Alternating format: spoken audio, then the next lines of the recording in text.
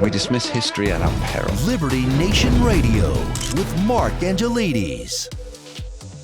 Andrew back on Liberty Nation Radio. I remain your host, Mark Angelides, and we're continuing our economics talks with economics guru, Mr. Andrew Moran. Thanks for sticking around, Andrew.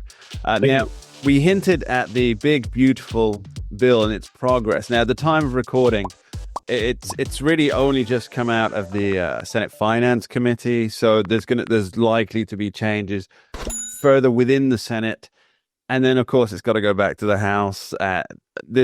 I believe there's a self-imposed deadline of July 4th on that, and I know that Mike Johnson's pretty keen to, if necessary, keep people there during congressional recess if he has to get it passed.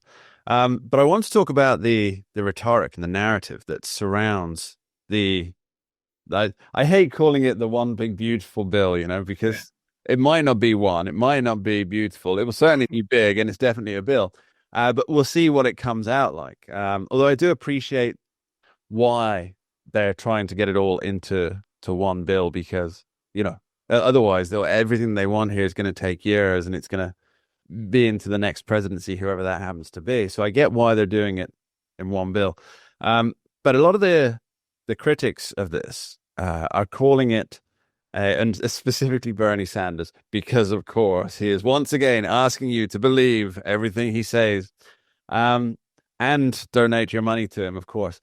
But they're saying that it's essentially tax cuts for the rich and nothing more, and that's the dominant narrative from Capitol Hill, on one side of Capitol Hill at least, and the mainstream or legacy media.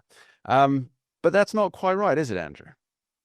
You're right. But I'll say one thing is that it's 1,000 pages, and I highly doubt anyone in Congress read it. I mean, even Marjorie Taylor Greene admitted that, I didn't know about that artificial intelligence provisions, this 1,000-page bill. But anyway, so yeah, absolutely. So it's as if there's only one line of text, and it's that it's only tax cuts for billionaires. But all the papers are citing. So, for example, there was a recent congressional hearing, House Ways and Means Committee hearing, and I think his name's Richard Neal. He's a congressman from Massachusetts. Yeah. And he was saying, this is only for tax cuts for billionaires. He started citing the Joint Committee on Taxation, and he started citing the Congressional Budget Office. But if you read those papers, it says, yes, there's tax cuts for billionaires, but the average tax rate for most Americans is actually going down under the proposed law. Yeah. So it's not just, everyone is going to eat crumbs and all the rich are going to have pay 0% tax. Who was the crumb? That was Nancy Pelosi, wasn't it? Yes. Talking about the original 2017. That's what's funny about it. Loves that. Yeah. Yeah, I mean, 10 years later, this is exactly right. Yeah. It's almost as if they were given a report. It will be almost 10 years ago now. And they said, right, this is what you're sticking to, and just keep saying it until everybody believes it. Yes, so there's what it shows, I believe, according to you had a great article on this called "Is the One Big Beautiful Bill for Billionaires" that came out this week, and you really dove into the very numbers that the critics are citing, and what is it? Because they're citing research, but the research itself doesn't say what they say it says. So are they just mistaken? Are they purposely obfuscating? Are they trying to get away with the damn lies statistics thing and hope that enough obfuscation on the numbers could be brushed over? And most importantly, I think the question has to be, Andrew, is why would those who oppose the bill, now, sure, there could be plenty of things to oppose, as you mentioned, Marjorie Taylor Greene and the AI embargo on AI regulation. But regarding the tax cuts, for example, tax on tips and overtime, why is nobody getting behind that? I thought that was why are they trying to kill that? Because I thought that would be fair and popular for everybody, right? Well, it's Washington politics, of course. I mean, of course, it's automatically that the one side that was going to oppose this bill, and that's how they have to market it. So they have to defend their opposition by claiming that it's only for the ultra wealthy, when of course that's not the case. But You're absolutely right. So not even if you take away the average tax rate declines across the board, except for the lowest number, which is $15,000 to $30,000. Sure. Everyone's getting tax cuts, but you look at the no tax on tips. Who does it benefit? The working class.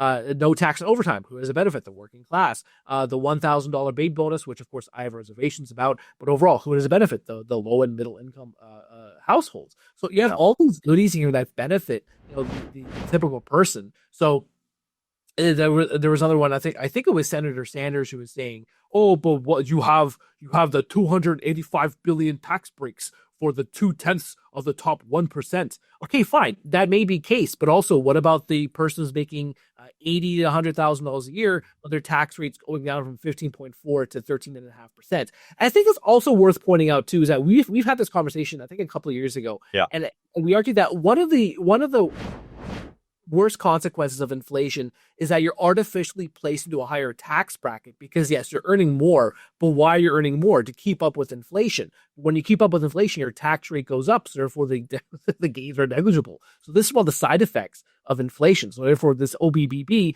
is perhaps somewhat correcting that the inflation crisis of the last few years. Yes, it's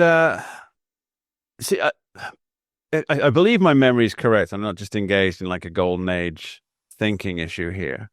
But the under Trump's first term, the economy was rather good. There were some dark spots naturally, because there always are. But for the working the middle classes, it was a pretty good economy. And then there were 4 years of let's be clear on what it is. It was a pretty terrible economy overall, especially with the inflation. Now we're at Trumponomics 2.0, and it's really just that. Am I correct in this? Is it really just trying to replicate the exact same conditions? I mean, essentially taking the Tax Cut and Jobs Act and then making that permanent, and then putting a couple of extras on top, or is there something more substantial at play? No, I think you're right. I think the OBB replicates somewhat of the TCGA. I mean, I think this is just one aspect of Trumponomics 2.0. Of course, the mother lode is the whole tariff situation and rebalancing global trade and turning the United States into a manufacturing prowess and turning everyone else into consumers. So I think it's just only one flank of Trumponomics 2.0. You mentioned tariffs there, Andrew, and another great article that you wrote for LibertyNation.com was looking for the elusive inflationary impact or costs on consumers of Trump's attempt to, I guess, rejig the entire global economy through mean tweets, which I found quite entertaining. But it's turned out to be elusive, hasn't it? The data that everybody warned about.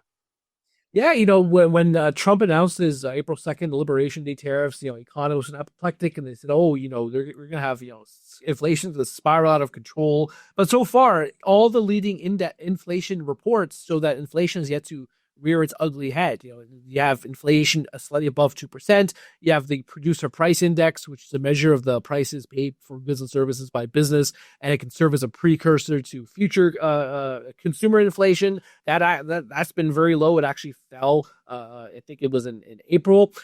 The import and price inflation, import and export prices, that's been minimal. Even if you go through Trueflation, it's a popular private running estimate of inflation, and it uses millions of data points, and it's been below 2%. Now, I will note that tariffs operate on a lag. So who knows? Maybe the inflation will show up later in the year when all the inventory, all the pre-April 2nd inventory is exhausted, and they have to start importing again. So maybe that's when inflation starts appearing. But for now, prices aren't accelerating, and I think that's perturbing a lot of Trump's critics because they were betting that tariffs will raise inflation and become ugly as Bidenomics. But I will say one thing though. You look at the University of Michigan's Consumer Sentiment Index, and you had that 1 year inflation outlook going as high as 8%.